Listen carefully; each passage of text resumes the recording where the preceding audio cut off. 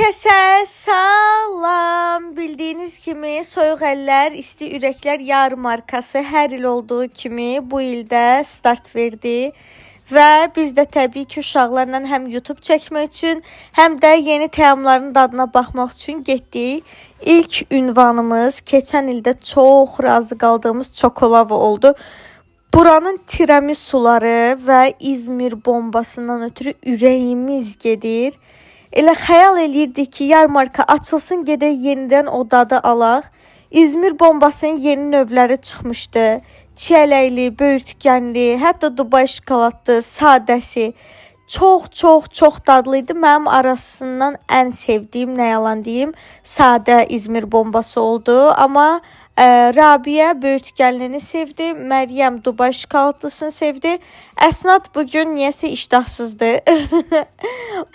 Daha sonra getdik, bütün şirniyyatların dadına baxdıqdan sonra ikinci stəndə mini burger stəndi.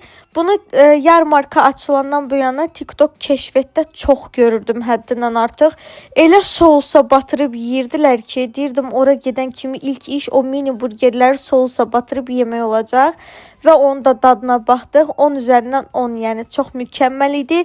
Sizcə başqa yeni il yarmarkasında nələri sınamalıyıq? Rəylərinizi gözləyirəm.